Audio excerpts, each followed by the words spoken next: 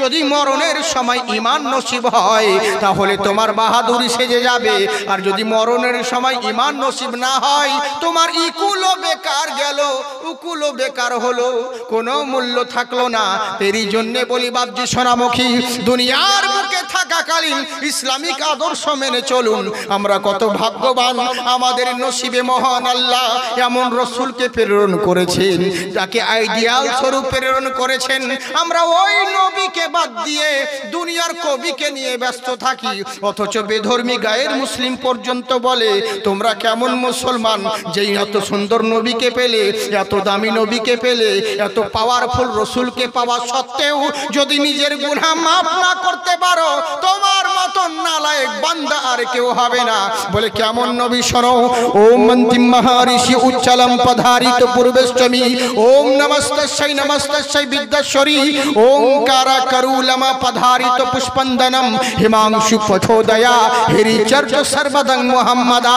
পৃথিবীর বুকে জেনে রাখো, যেখানেই যাও না কেন, যেদিকেই ছুটে বেড়াও না কেন, জেনে রাখো তোমাদের নিকটে এমন একজন অন্তিম মহারিষি জন্মগ্রহণ করবে। ওই মহারিষি তোমাদেরকে প্রত্যেককে শান্তির বাণী প্রচার করবে। ওই মহান নবী শান্তির বাণী প্রচার করবে। ওই নবীর কথা যদি তোমরা মানতে পারো তাহলে তোমরা লাভবান হয়ে গেলে, তাহলে তোমরা হেদায়াত পেয়ে গেলে, তোমরা কামিয়াব হয়ে গেলে, তোমরা সাকসেসফুল হয়ে গেলে। আর যদি নবীকে বাদ দিয়ে নিজের মন মতন চলো, এখানেও বরবাদ হবে, ওখানেও নরকে যাবে। বলে কেমন করে? তুমি কি ভেবে নিয়েছো দুনিয়ার বুকে যা ইচ্ছে তাই করব, ক্ষমতার জোরে যা ইচ্ছে তাই করব, মরার পরে শ্মশানে পুড়িয়ে দিবে, কেশা খতম হয়ে যাবে? এটা তোমার ভুল ধারণা। পরব শান্তি রূপম অতি ভয়ঙ্করম। জেনে রাখো দুনিয়ার বুকে থাকাকালীন যদি যারা পরিমাণ অন্যায় করে থাকো, মরার পরে শ্মশানে পুড়িয়ে দিলেও পরিত্রাণ পাবে না। কেননা মহান স্রষ্টা তোমাকে সৃষ্টি করেছে, ওই স্রষ্টার দরবারে হাজির দিতে হবে।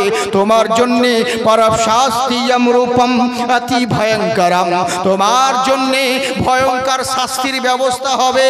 তাই জেনে রেখো নিজের ক্ষমতার জোরে ওটাকে দুর্ব্যবহার করিও না।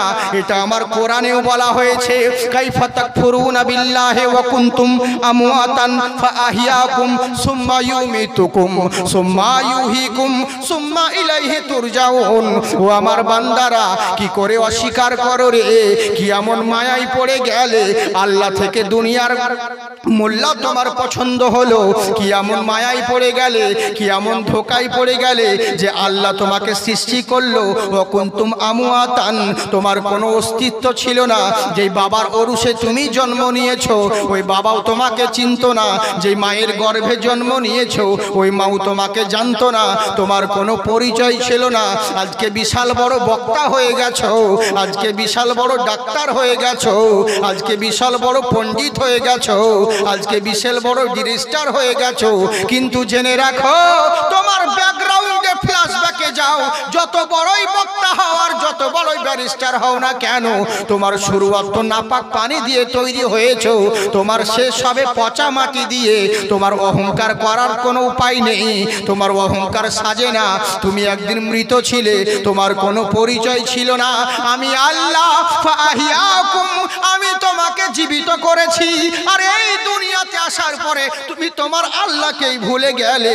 কি এমন জিনিস তোমার ভালো লেগে গেল যে আল্লাহ থেকে দূরে সরে গেলে? কিন্তু বান্দা জেনে রাখো আমি ছাড় দিয়েছি, ছেড়ে কাউকে দিই নাই। ফাহিয়াকুম, আমি তোমাকে জীবিত করেছি বলে দুনিয়ার মায়ায় পড়ে যা ইচ্ছে তাই করে বেড়াচ্ছ।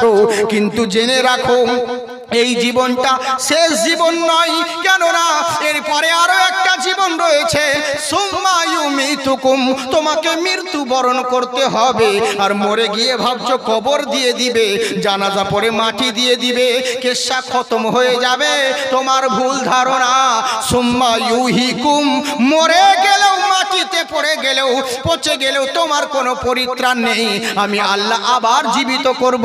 আর জীবিত করে ভাবছো যেখানকার খুশি সেখানে ছেড়ে দিব, কখনো না। সুম্মা ইলাইহি তুরজাউন, তোমাকে চূড়ান্ত সিদ্ধান্তের জন্যে খোদার কাজ করাই তোমাকে হাজির একদিন হতে হবে। তাই দুনিয়ার মায়ায় পড়ে জেনে রাখো আল্লাহ আল্লাহকে ভুলিও না। মহান আল্লাহকে পাওয়ার জন্য একজন রাসূল তোমাদের নিকটে পাঠিয়েছে, ওই নবীকে আদর্শবান মেনে করো। লাকাদ কানা লাকুম ফি রাসূলিল্লাহি উসওয়াতুন হাসানা। আল্লাহর রাসূলের জিন্দেগিকে তোমার জিন্দেগির সঙ্গে যদি মিলাতে পারো, তোমরাই কামিয়াবি হবে, তোমরাই লাভবান হবে। তাই আমার গুরু নানক বলে, শোনো, পৃথিবীর বুকে তোমরা দুনিয়ার মোহে পড়ে ওই মহান ঋষির কথা বাদ দিয়ে যদি নিজের মন মতন চলো, সব জায়গায় বরবাদ হবে। কেননা তখন অনেকেই বলে, মুসলমানের নবীকে কেন আমরা মানতে যাব? হযরত মুহাম্মদ সাল্লাল্লাহু আলাইহি ওয়াসাল্লাম উনি তো মুসলমানদের নবী, ও তো টুপিওয়ালার নবী, ও তো কলমা পড়নেওয়ালার নবী। এটা তোমার ভুল ধারণা। বলে কেমন করে? আমার আল্লাহ হলেন রব্বুল আলামিন। তামাম যত সৃষ্টি রয়েছে সকল সৃষ্টির জন্য রব হলেন আমার আল্লাহ, আর যত সৃষ্টি রয়েছে সকলের জন্য রহমত হলেন আমার রাসূলুল্লাহ। আর আল্লাহ রব্বুল আলামিন বলে, বান্দা শোনো, আসমানের নিচে জমিনের বুকে তোমাদের বসবাস রয়েছে। নানান রকম সৃষ্টি আর নানান রকম মাযহাব আছে। দুনিয়ার যত সৃষ্টি হলো, মৌলবি হোক আর মৌলানা, মুয়াজ্জিন হোক আর মুতাআল্লি, মুক্তাদি হোক আর মুসল্লি, নামাজি হোক আর বেনামাজি, হাজি হোক আর গাজী, মাতাল হোক আর বেতাল হোক, শিক্ষক হোক আর রক্ষক হোক, মাস্টার হোক আর ডাস্টার হোক, প্রত্যেক বান্দার একটা জিনিস বেশি প্রিয়। সবাই চাই লাভবান কেমন করে হব, সাকসেসফুল কেমন করে হব, কামিয়াব কেমন করে হব। সারা দিন রাত মেহনত করে ওকে জিজ্ঞেস করলে বলবে জিন্দেগিতে লাইফে কখন সাকসেসফুল হব। কেউ বলে চাকরি পেলেই সাকসেসফুল হয়ে যাব, কেউ ভাবছে তিনতলা রাস্তার ধারে দালান বিল্ডিং করে দিব আমি কামিয়াব হয়ে যাব। অনেক মানুষ ভাবে ভালো ঘরে নিজের মেয়ের বিবাহ দিয়ে দিব, তার মানে আমি কামিয়াব হয়ে যাব। নানান ঝোনা নানান রকম পথ বেছে নিয়েছে, কিন্তু আসল কামিয়াবি, আসল লাভবান, আসল সাকসেসফুল কাকে বলে এটা কেউ জানলো না। ওগো রব্বুল আলামিন, ইয়া আকরামাল আকরামিন, মাবুদ গো তুমি বলো কামিয়াবি কাকে বলে, সাকসেসফুল কাকে বলে। সারা জিন্দেগি দুনিয়ার মানুষ শুধু লাভবানের পিছন ছুটে বেড়ায়, সাকসেসফুলের পিছন ছুটে বেড়ায়, কামিয়াবির পিছনে ছুটে বেড়াচ্ছে, কিন্তু কামিয়াবি কাকে বলে আর কামিয়াব কোথায় পাওয়া যাবে? আল্লাহ তুমি বলো। ধন দৌলত হয়ে গেলে কি কামিয়াব হয়ে যাব? ভালো চাকরি পেলে কি কামিয়াব হয়ে যাব? টাকা পয়সা হলে কি কামিয়াব হয়ে যাব? আমার আল্লাহ বলে, বান্দা শোন, ওরে ধন দৌলতের নাম কামিয়াবি নয়। ওরকম ধন দৌলত তো ফেরাউনকেও দিয়েছি, ওরকম ধন দৌলত তো কারুনকেও দিয়েছি, ওরকম ধন দৌলত তো নমরুদকেও দিয়েছি। যারা আমার কথা মানে না, আমার সঙ্গে শিরক করে, তাদেরকেও আমি ওই সমস্ত নিয়ামত দান করেছি। তাহলে এর নাম কামিয়াবি নয়। আল্লাহ তাহলে তুমি বলো কামিয়াবি কাকে বলে? আমার আল্লাহ বলেন, দুনিয়ার মানুষ তোমরা শোনো, কামিয়াবি সাকসেসফুল কাকেই বলে? ফামান তাবিয়া হুদায়া, যারা হেদায়াত পেয়ে গেল তারাই আসল কামিয়াব হলো। সুবহানাল্লাহ বলেন। আমার কথা বুঝতে পারছেন? হাত উঠিয়ে বলেন আল্লাহু আকবার। তাহলে কামিয়াবি কাকে বলে, লাভবান কাকে বলে, সাকসেসফুল কাকে বলে? ওরে কামিয়াব হেদায়েতকে বলে। কামিয়াব তারাই হয়ে গেল যারা হেদায়েত পেয়ে গেল। কিন্তু হেদায়েত আমরা পাবো কোন জায়গায়? একবার হাত উঠিয়ে বলেন আল্লাহু আকবার। সবাই উঠাচ্ছেন না, অত ঠান্ডা পড়েনি, সবাই হাত উঠাই না। আর কদিন দাঁড়ান, এই তো 24 পড়ে গেল, ইলেকশন হতে যান সামনে, তখন এরাই লুঙ্গি তুলে বলবে ইনকলাব জিন্দাবাদ, বডি থাকবে মাথা বা, তখন এরাই বলবে। কতজন বলে জাকির সাহেব তুমি বলো আমরা বাদ, যদি করো প্রতিবাদ, ধর থাকবে মুন্ডুবাদ। আমি বলি ভয় করি না বে, আমারও জন্মস্থান মুর্শিদাবাদ, বুঝলেন তো। যে হাত আল্লাহ আল্লাহ রসুলের নামে উঠে, ওই হাতে কোনোদিন লাকুয়া পড়ে না। হাত উঠিয়ে বলেন ইয়া রাসূলুল্লাহ। আজকে যারা এই মাহফিলে এসেছে, ওগো আল্লাহ তাআলার রহমত পেয়েছে। আপনারা নিজের ইচ্ছাই তো নাই, আল্লাহ রসুলের মাহফিল বলে আপনি বসে আছেন, নইলে এমন ইমার্জেন্সি কাজ করতে আপনি চলে যেতে বাধ্য হতেন। তার মানে নিজের ইচ্ছায় বসে নাই, আল্লাহ আপনাকে বসিয়েছেন বলে আপনারা বসে আছেন। হ্যাঁ, বুঝতে পারছেন? এরই জন্য একবার বলেন আলহামদুলিল্লাহ। দূরি করিতে এলো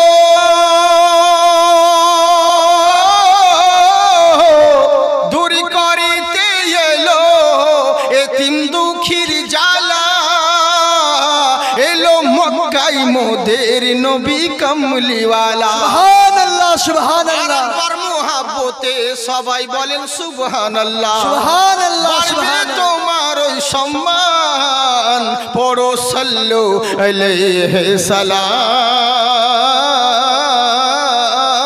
বলো সাল্লু আলাইহি সালাম। যত সব মুমিনি গণে পড়ো সব শুভে শামে, গাহো তোমরা শুভ শাম, বলো সাল্লু আলাইহি সালাম, বলো সাল্লু আলাইহি সালাম।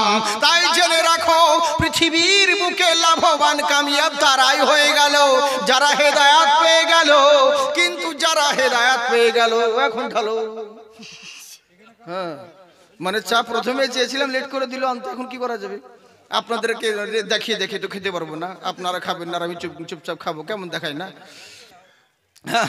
এ হচ্ছে ব্যাপার। তো যাকে অসুবিধে নেই, চিন্তার কোনো কারণ নেই, মন দিয়ে শুনুন। আল্লাহ রাব্বুল আলামিন বলে, শোনো, কামিয়াব তারাই হলো যারা হেদায়েত পেয়ে গেল। কিন্তু হেদায়েত যারা পেয়ে গেল, ফালা খাউফুন আলাইহিম ওয়ালা হুম ইয়াহজানুন, যারা হেদায়েত পেয়ে গেল তাদের কোথাও ভয় হবে না, এহ জগতে না পর জগতে। কেন ভয় হবে না জানো? কারণ আমি আল্লাহ তার জিম্মা নিয়ে নিব। আল্লাহ যার জিম্মা নাই, মোল্লা কি করতে পারে? কিন্তু আল্লাহ পাক বলে, বান্দা তোমাকে হেদায়েত হতে হবে। কিন্তু হেদায়েত কাকে বলে এটাই তো জানলাম না। সারা জিন্দেগি বিড়ি খেয়ে বেড়াচ্ছে, জুম্মার দিন নামাজ পড়ে না। ওর গার্জেনকে বলছে, বাবা আপনার ছেলেকে একটু শুধরান, ওকে শাসন করুন, ছেলেটা যেন একটু দিনের পথে আসে। তখন গার্জেন বলছে, হুজুর কি করব, দোয়া করেন, আল্লাহ যখন হেদায়েত করবে তখন হবে। হ্যাঁ, রোজার মাস ফাঁফা করে বিড়ি টানছে, রমজান মাস ইফতারের টাইমে দাঁতুন করে করতে যাচ্ছে। ওকে যদি জিজ্ঞেস করছি, চাচা একটু আগে যে তুমি বিড়ি টানছিলে, এখন আবার ইফতার করতে এসেছো, বলে অল্প পয়সা মৌলবি হয়ে গেছে। বাবা তুমি বুঝবা না, যাচ্ছে আমি কি বলেন না, কি হয়েছে? বলি দেখো এতই তো রোজা না করে একটা পাপ করে ফেলেছি, তো ইফতারটা ছেড়ে দিন, কি আর একটা পাপ করবো? ইফতার চালাচ্ছি, এই তো হিকমত চালাচ্ছে, বুঝেছেন? গার্জেনকে জিজ্ঞাসা করছি, তোমার ছেলেকে বারণ করো, রোজা রাখে না, মুসলমানের ছেলে হয়ে নামাজ পর্যন্ত পড়ে না, তারাবিও যায় না, একটু সাধারণ করো। তখন গার্জেন বলছে, হুজুর দোয়া করেন, আল্লাহ যখন হেদায়েত করবে তখন হবে। ওবে তুই হেদায়েত কি মামার বাড়ির আবদার পেয়েছি যে তোর বাড়িতে ঢুকে আল্লাহ হেদায়েত করে দিবে? তোর মতন বান্দা এলেই বাকি, না এলেই বাকি, আল্লাহর কোনো যায় আসে না। এলে তোর ভালাই হবে, না এলে তোর খারাপই হবে। কিন্তু আমার আল্লাহর মজবুরি নয় যে কোনো বান্দার ঘরে ঢুকে তাকে হেদায়েত করতে হবে, অত জরুরি পড়েনি, দায় পড়েনি। কিন্তু আমার আল্লাহ অপশন দিয়েছে কি, বান্দা শোনো, আমি হেদায়েতের মালিক, কিন্তু আমার জরুরি নয় যে তোমার ঘরে ঢুকে হেদায়েত করব। তবে হ্যাঁ, কোন বান্দা যদি হেদায়েতের উদ্দেশ্যে আমার দিকে এক ধাপে গিয়ে আসে, আমার কুদরত তার দিকে 10 ধাপ এগিয়ে যাবে। সুবহানাল্লাহ সুবহানাল্লাহ। কিন্তু তোমাকে আসতে তো হবে, বাড়িতে বসে থাকার বলে আল্লাহ যখন হেদায়েত করবে তখন হবে, ওইভাবে কি হয়? হ্যাঁ, কখনোই নয়। আমার কথা বুঝতে পারছেন বাবজি? আপনারা তো অসুবিধা হয় না তো? হ্যাঁ জি, আপনারা খুব ভালো মানুষ, ভালো বুঝতে পারছি, বোঝেন, আপনারা ভালো মানুষ তার জন্য না। তবে মেয়ে ছেলেরা জালসা ওরা বেশি কম শুনে, বেশি ওরা দর্শক, মেয়ে ছেলেরা প্রত্যেক জায়গায় বেশি, কিন্তু ওরা ভুল বেশি বুঝে। ওয়াজ করি আমরা একরকম, ওরা ভুল বুঝে নেই আর একরকম, উল্টো পাল্টা ভুল বুঝে নেই তো। হ্যাঁ গো, আপনারা শুনেননি? আমি বাংলায় বলেছিলাম, বাংলাদেশে, যে আমি জালসাতে স্টেজে বলেছি, আল হায়া ও নিসফুল ঈমান, যার হায়া লজ্জা আছে তার ঈমান আছে। মা বোনদেরকে দেখছি রাস্তাঘাটে দৌড়ে বেড়াচ্ছে, মেলায়, এখন ধাক্কা লাগছে, সামনে যাচ্ছে, তোর হুঁশ নাই, বুঝলেন?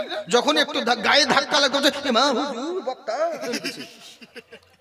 তাই বলছে, কেন তোর হুঁশ নাই? তারপর আবার বলছে কি, ওরা বলছে সাইডে একটু চলে যাওয়ার পরে, কেমন বলছি, একটু গলা খাঁকড় দেয় না, কিছু দেয় না, কেমন করে চোখে মলবি চলে যাচ্ছে, কেন মলবি কি মাইক নিয়ে সামনে লোক নিয়ে বেরোবে নাকি?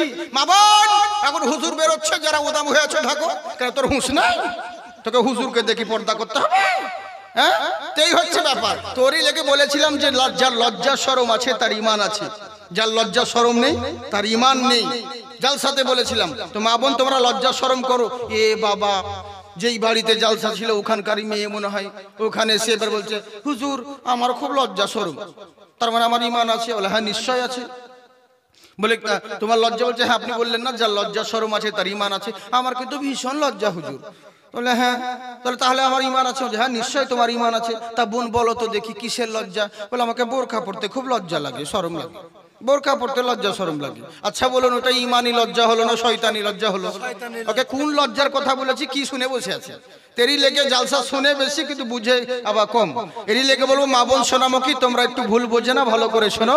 ইনশাআল্লাহ অশেষ সবের অধিকারী হবে তোমরা কিছু শিখো, নইলে তোমাদের পেটের ছেলে আমরা কি করে শিখবো? তাই তো বাবজি, অতএব তোমরা একটু শিখো, ভুল বুঝো না। তাই যেটা বলছিলাম যে হেদায়েতের মালিক হলো আমার আল্লাহ, কিন্তু আমরা হেদায়েত কাকে বলে, হেদায়েত পাবো কোথায় এটাই তো জানলাম না। হেদায়েত পেতে গেলে কি করতে হবে? হেদায়েতের মালিক আমার আল্লাহ, কিন্তু হেদায়েত কি করে? যারা হেদায়েত হয়ে গেল তারাই তো লাভবান হয়ে গেল, আর তাদের কোনো জায়গাতে ভয় নেই, ইহ জগতে না পর জগতে, কোথাও ভয় হবে না, কারণ আল্লাহ তো তার জিম্মা নিয়ে নিবে। কিন্তু আমাদের মুসলমান যত আছে আমরা তো হেদায়েত সবাই হয়ে আছি, হেদায়েত তো সবাই হয়ে আছি, মুখে যাকে বলি সবাই হেদায়েত হয়ে আছি, কিন্তু হেদায়েত কাকে বলে এটাই আমরা জানলাম না। ছোট্ট একটা কথা বলে দিই, হেদায়েত যদি আপনি পেয়ে যান, যদি হেদায়েত আপনি হয়ে যান, তো পৃথিবীর কোন সৃষ্টি আপনাকে দেখে এটা জেনে রাখবেন, আপনি যদি হেদায়েত হয়ে যান, আল্লাহর হয়ে যান, তো সারা দুনিয়া আপনার হয়ে যাবে, সারা দুনিয়া আপনার হয়ে যাবে। তাহলে শুনেন, এমন দেশ থেকে একটা চিঠি লিখলো মক্কা মদিনায়। হযরত উমর ফারুক রাদিয়াল্লাহু তাআলা আনহু নবীর মুস্তাফা সাল্লাল্লাহু আলাইহি ওয়াসাল্লামের পরে সিদ্দিক আকবর গদিতে বসলেন, উনার পরে হযরত উমর ফারুক রাদিয়াল্লাহু তাআলা আনহু তো উনার কাছে চিঠি লিখলেন। কি লিখলেন? বলে হুজুর আমাদের দেশে তো খুব অভাব অনটন, মানে খুব মার দাঙ্গা চলছে, লুটমার চিরচামারি ডাকাতি খুব হচ্ছে, তো হুজুর আপনি যদি একটু কোন একটা দামি নেতাকে পাঠাতেন তাহলে তো খুবই ভালো হতো হুজুর, আমাদের দেশের অত্যাচারগুলো তো দূর হতো, একটা দামি নেতাকে পাঠান। তো হযরত উমর ফারুক রাদিয়াল্লাহু তাআলা আনহু টাইম দিলেন যে আগামী অমুক সপ্তাহে তোমাদের নিকটে ঠিক নেতা পৌঁছে যাবে। এবার যেদিনকে ধরুন আজকে আমাদের নেতা আসবে জালসায়, তখন এবার ওই যেটা গ্রাম ঢুকছে ওই রাস্তার মোড়ের মাথায় সবাই গোল করে গ্রামের লোক ঘিরেছে, আজ আমাদের নেতা আসবে, আজ আমাদের নেতা আসবে, দেখি আমিরুল মুমিনিন আসবে। বাস আসতে আছে কেউ নাই, পাত্তা নাই। একজন বয়স্ক মানুষ এসে ওখানে একটা ছেলেকে বলছে আচ্ছা বলো তো বাবা, বলে কি? বলে তোমাদের এখানে হাউসটা কোথায়, গভর্নর হাউসটা যেখানে মন্ত্রী নেতারা থাকে? বলে ওই ভেতরে। বলে আমাকে একটু দেখিয়ে দিবে? বলে হ্যাঁ। সঙ্গে করে বাচ্চাটা নিয়ে যাচ্ছে। হেদায়েতের কথা শুনুন, যতক্ষণ যটা কথা বলবো খুব দামি কথা বলবো, মন দিয়ে শুনেন। এবার যখন বাচ্চা ছেলেটা সঙ্গে করে নিয়ে তাদের গভর্নর হাউস দেখিয়ে দিল, বলে হুজুর এটাই হলো আমাদের গভর্নর হাউস। বলে বাবা শোনো। বলে কি? বলে তোমাদের ওই মুড়ের মাথায় রাস্তায় লোকগুলো কিসের জন্য দাঁড়িয়ে আছে গো? বলে হুজুর আর বলবেন না, আজকে তো আমাদের নেতা আসার কথা, আমিরুল মুমিনিন মক্কা থেকে পাঠাবে উমর ফারুক, এরই জন্য আমাদের নেতার অপেক্ষায় ওয়েলকাম জানানোর জন্য সবাই ওখানে দাঁড়িয়ে আছে। উনি বললেন সরো, ওদেরকে গিয়ে বলে দাও তোমরা যেই নেতার জন্য ওয়েট করতে আছো, যার জন্য অপেক্ষা করতে আছো, সেই নেতা অলরেডি আগেই চলে এসেছে। সুবহানাল্লাহ সুবহানাল্লাহ। বাচ্চা ছেলে ওদেরকে গিয়ে বললে ওগো তোমরা এখানে কি করছো বলো? বলে কেন রে? বলে তোমরা যেই নেতার জন্য অপেক্ষা করছো ওই নেতা আগেই চলে এসেছে। বলে তাই নাকি? বলে হ্যাঁ। কখন নেতা গেল রে? আমরা তো এখানে দাঁড়িয়ে আছি, কখন নেতা গেল কিছুই তো বুঝলাম না। আমাদের মতন তো নেতা নয় যা আগে 10 খান গাড়ি, পিছনে পুলিশের দড়ি, হ্যাঁ খালি সাইরেন পোপা পোপা পোপা পোপা। আর আসলে সালারা চোর বলে ওদেরকে ভয় লাগে, সামনে পিছনে পুলিশ রাখতে হয়। কিন্তু ইসলামিক নেতা কেমন? বহু মনীষীদের জীবনী পড়েছেন, কিন্তু ইসলামিক গভর্নরদের ইতিহাস পড়ুন, আপনার জীবন বদলে যাবে। নেতা কখন চলে এলো কিছুই বুঝতে পারলাম না। সবাই মিলে বলে চলো দেখি গভর্নর হাউসে। গভর্নর হাউসে এসে দেখছে, বলে কে? আসসালামু আলাইকুম। বলে ওয়ালাইকুম আসসালাম। মান আনতা, আপনি কে? বলে শোনো আমি হলাম তোমাদের আমিরুল মুমিনিন, মক্কা থেকে উমর ফারুক আমাকে নেতা হিসেবে পাঠিয়েছে। এরা অবাক হয়ে গেল। এরা মনে মনে যারা মোড়ল চিঠি লিখেছিল এদের কিন্তু মন খারাপ, কমিটিগুলো। কেমন? বলেছিলাম বারবার করে একটা শক্তিশালী যুবক নেতা পাঠাবেন, যেটা আমাদের দেশের সব হাল হকিকত বলে দিয়েছি। যে আমাদের দেশে লুটমাট হয়, চুরি ছিনতাই হয়, রাহাজানি হয়, ডাকাতি হয়, মারামারি হয়, খুনাখানি হয়। অতএব যুবক দেখে শক্তিশালী নেতা দেখে পাঠাবেন। কিন্তু এমন লোককে পাঠালো বয়স্ক তো নিজে ঠিকভাবে চলতে পারে না, লাঠির ভর করে দাঁড়িয়ে আছে। এরকম নেতা কেন পাঠালো? মন খারাপ করতে আছে, কিন্তু কি করবে, উপায় তো নেই। উমারে ফারুক পাঠিয়েছেন, মেনে তো নিতেই হবে। এবার বলল, হুজুর আপনি যখন নেতা, আপনাকে মাথা পেতে মেনে নিলাম, কিছু করার নেই। উনি বলছেন, শোনো, আমাকে মানলে হবে না, শুধু আজ থেকে তোমাদেরকে আমি কিছু কথা বলবো, আমি নসিহত করব, সেগুলো শুনতে হবে, সেগুলো পালন করতে হবে। বলে, বলেন হুজুর কি বলতে আছেন? বলে, আজকের পর থেকে এশার নামাজ পড়ার পরে যে যার বাড়িতে ঢুকে যাবে, ফজরের আযান দেওয়ার পর তবে বাড়ি থেকে বের হবে। এর মধ্যে রাত্রে কেউ বের হবে না, কেউ বের হবে না। বলে, কেন হুজুর? বলে, যদি তোমরা রাত্রে বেলায় কেউ বাড়ির বাইরে বেরো, তাহলে কিন্তু তোমাদের অসুবিধে আছে। কোনো ক্ষতি হলে তখন আমাকে কিছু বলবে না। কিন্তু যারা ডাকাত ছিল, এরা মনে মনে হাসছে, দেখো বুড়া ভাষণ দিচ্ছে কেমন, ধাক্কা দিলে তো পড়ে যাবো, বাবা কি করবে আমাদেরকে। এরাদের খুব মন আনন্দ, আর ইনি কথা বলছেন, আর কথা কোনো ভ্যালুই দিচ্ছে না। বুঝতে পারছেন, বাবু হালাই কাটিয়ে দিচ্ছে, কেউ আবার কি করবে? হ্যাঁ, বয়স্ক নেতা, ও আবার কি করবে আমাদেরকে? কিন্তু জানে না এই বেটা যে পৃথিবীর বুকে কাউকে বয়স্ক দেখে মনিও রাম। হাতিয়ার যতই থাকুক আর যত বড় ধন সম্পত্তি থাকুক না কেন, এগুলো কোনো মূল্য নেই হাতিয়ার না থাকতে। সব চাইতে বড় হাতিয়ারের নাম হলো ঈমান।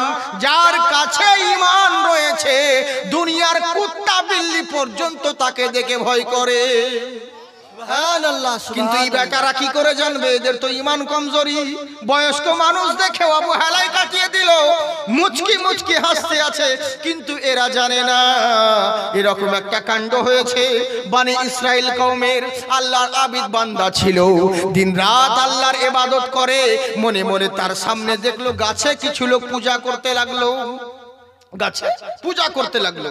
কিছু কথা আপনাদেরকে বলছি যেন বুঝতে পারেন যে হ্যাঁ ওটাই। গাছের পূজা করে, মন খারাপ হয়ে গেল, কি ব্যাপার রে? আল্লাহর জমিনে থাকছি, আল্লাহর খাচ্ছি, আল্লাহর নিয়ামত ভোগ করছি, আর এটা আল্লাহকে বাদ দিয়ে কেন গাছের পূজা করে? মনে বড় রাগ হয়ে গেল। কাকে বলবো আমি, কাকে নিষেধ করব? আমার কথা কেউ শুনবে না, আমি গরিব মানুষ, যাকে বলতে যাব ঘুরিয়ে আমাকেই বাঁশ দিবে। কাকে বলবো কথা? তার মানে কাউকে বলবো না, চুপি চুপি যাব, গিয়ে গাছের গোড়াটাকে কেটে দিব, শিরিক করা বন্ধ হয়ে যাবে। এই মনে আল্লাহর আবিদ বান্দা ভাবলেন, বুঝলেন তো? মনে মনে চিন্তা করছেন যে সত্যি তোরে তাই করে, শিরক করা বন্ধ হয়ে যাবে। যদি গোড়া কেটে দিই তাহলে তো শিরক করা বন্ধ হয়ে যাবে। ঠিক আছে, এবার করলো কি আবিদ বান্দা, ইবাদত গুজার বান্দা, উনি কাঁধে কুড়াল নিয়ে চললো গাছ কাটতে। সামনে মিস্টার ইবলিস দাঁড়িয়ে গেছে, মানুষের বেশ ধারণ করে, বলছে, আসসালামু আলাইকুম। ওয়ালাইকুম সালাম। কোথায় যাচ্ছ ভাই তুমি? বলে, কেন? শোনো, তোমাকে বলছি গোপন কথা, তুমি তো আল্লাহওয়ালা মানুষ, টুপি দাড়ি তোমার কাছে আছে, কিন্তু এই তো জানে না যে ও শয়তান। বলছে, তোমাকে দেখে ভালো লাগছে, তবে শোনো ভাই, আচ্ছা বলো তো দেখি, আমরা আল্লাহর জমিনে থাকছি, আল্লাহর খাচ্ছি, আল্লাহর পড়ছি, আর আল্লাহকে বাদ দিয়ে যদি অন্য কাউরি উপাসনা করে মন খারাপ হবে কি না? বলে, হ্যাঁ নিশ্চয় হবে। বলে, ওই দেখো সবাই গাছের উপাসনা করছে, তাই আমি মনে মনে চিন্তা করলাম কাকে নিষেধ করতে যাব, কে আমার কথা শুনবে, তার মানে কেটে বাদ দিয়ে দিব, তাহলে সবই বন্ধ হয়ে যাবে। তাই নাকি? বললে, হ্যাঁ। বলে, আচ্ছা বলো তো ভাই, ও সব ঝামেলায় পড়তে যেও না। বলে, কেন? বলে, অন্য কেউ হলে বলতাম না, তুমি বড় আবিদ বান্দা, তোমাকে ভালোবাসি বলেই তো বলছি। শয়তানের টোপ দেখুন কেমন দিচ্ছে, তোমাকে খুবই ভালোবাসি যেহেতু তুমি আল্লাহর আবিদ বান্দা, তোমার মতন আমরা অত ইবাদত করতে পারি না, তুমি তো সারা রাত আল্লাহর ইবাদত করো। বললে, হ্যাঁ। বললে, শোনো, ও সব ঝামেলায় পড়তে যেও না। বলে, কি? বলে, তুমি কি কাজ করো?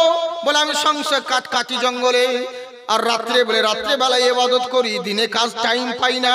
তখন শয়তান বলছে শোনো, তোমাকে বড্ড ভালোবাসি, আমাকে আল্লাহ অনেক ধন দৌলত দিয়েছে, আমি প্রত্যেক দিন তোমার বাড়িতে আমি 2টো করে সোনার আশরাফি দিয়ে দিব, 2টো দিরহাম পাঠিয়ে দিব। আজ থেকে তোমাকে গাছ কাটতে হবে না, চলে সোজা বাড়ি চলে যাও।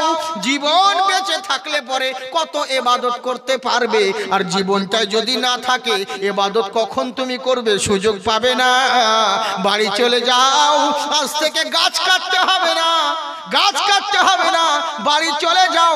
এ কিন্তু মানতে চাইলো না, বলে কুস্তি করব। বলে আমি শুনবো না তোমার কথা। বলে কি করবে? বলে লড়াই করো। ইনি বলছে আমি গাছ কাটবো, আর শয়তান বলছে কাটতে দেব না। দুজনের মধ্যে তর্কাতর্কি ঝামেলা আরম্ভ হয়ে গেল। ইনি তখন বলছে ঠিক আছে, গাছ কাটতে যাবে তুমি, আগে লড়াই করো, কুস্তি করো। বলে কি করতে হবে? বলে যে আগে জিতবে সে গাছ কাটতে যাবে, তুমি যদি জিতে যাও গাছ কেটে দিবে, আর যদি হেরে যাও বাড়ি ফেরত যেতে হবে। বলে ঠিক আছে, কোনো ব্যাপার নেই, করো কুস্তি। কুস্তি করতে লাগলো। কিন্তু শয়তানের সঙ্গে কি মানুষ পারে? কিন্তু আল্লাহর কুদরত, যদি ঈমান আপনার মজবুত থাকে সব দিক সম্ভব হবে। কুস্তি আরম্ভ হয়ে গেল। আল্লাহু আকবার, আল্লাহু আকবার। শয়তানকে চিৎ করে জমিনে ফেলে দিয়েছে, ওর বুকের উপরে আল্লাহওয়ালা বান্দা দাঁড়িয়ে গেছে। শয়তান বলছে মানবো না। আরেকবার করো। দ্বিতীয়বার করলো, দ্বিতীয়বারও তাই, তৃতীয়বার করো। তৃতীয়বারের বেলাতেও শয়তানকেও জমিনে ফেলে দিল, ওর বুকের উপরে আবিদ বান্দা দাঁড়িয়ে গেল। বললে শোনো, আমি তো জিতে গেলাম, এবার তো গাছ কাটতে দিতে হবে, এবার আমি যাব। বলছে আচ্ছা বলো ভাই, তুমি গরিব মানুষ, কেন লোকের ঝামেলায় পড়তে যাচ্ছ? কাল যদি আমাকে কেউ জিজ্ঞাসা করে গাছটা কে কেটেছে, আমি তো মিথ্যে কথা বলতে পারবো না, যেহেতু মুখে দাঁড়িয়ে আছে। আমি মিথ্যে কথা বলবো না, সত্যি বলে দিব, তোমার নাম করে দিব। লোকে এসে তোমাকে কেলাবে, তোমার বিবি বাচ্চার কি হবে এটুকু ভেবে দেখেছো? তুমি তো একাই নয় ভাই, তোমার উপরে তো আরো অনেক দায়িত্ব আছে ছেলের সংসারে। কেমন শয়তান টোপ দিছে দেখুন। সত্যি তোরে ঠিকই তো বলেছে লোকটা, আমাকে ভালোবাসেই তো বলছে। বলছে শোনো, আজ থেকে তোমাকে কাঠ কাটতে হবে না। সারা দিন আগে তো শুধু রাত্রে ইবাদত করতে, আজ থেকে দিনে এবং রাত্রে 24 ঘন্টায় ইবাদত করবে, কোনো কাজ করতে হবে না। বলে সংসার চালাবো কেমন করে? বলে 4টি করে আশরাফি আমি তোমার বাড়িতে ঠিক পৌঁছিয়ে দিব প্রত্যেক দিন সকাল বেলায়, আর ইবাদত করতে হবে না। বাস যেমন এই কথা বলা, বাড়ি ফেরত চলে গেল, বাড়ি ফেরত চলে গেল। আল্লাহ রাসূল এটাই ভয় করেছিলেন যে কিয়ামতের আগে আমি ভয় করি না আমার উম্মতেরা শিরকে মুবতলা হবে, তবে এরা দুনিয়ার ধন দৌলত টাকা পয়সার মোহে পড়ে যাবে, দুনিয়ার লোভে পড়ে যাবে। হ্যাঁ, আর আমাদের ওইটাই হচ্ছে অবস্থা। কাকে বলবো দুঃখের কথা? জালসা তো হচ্ছে কিন্তু কাজ হয় না কেন? কারণ সকলেরই নিয়তের মধ্যে গন্ডগোল, বুঝলে? কাকে দুঃখের কথা বলবো? এই যে ধরুন জালসা মাহফিলে আমরা আসি, জালসা তো আজকাল বেশিরভাগই ইন্টারনেট খুললে জালসা তো তার ওয়াজ দেখা যায় না, শুধু বাস দেওয়া দেয়। এর স্টেজে ওকে ঝুটছে, ওর স্টেজে একে ঝুটছে। দেখবেন বেশিরভাগই খালি ওকে দিচ্ছে, ও একে দিচ্ছে, এই চলছে আজকাল কারবার। পাবলিক বিভ্রান্তে পড়ে গেল, হবে মানবো তো কাকে মানবো? ইও বলছে এক, ও বলছে কোরআন থেকে, ইও বলছে কোরআন থেকে, কিন্তু মানবো তো কাকে মানবো? পাবলিক বিভ্রান্তে পড়ে গেছে।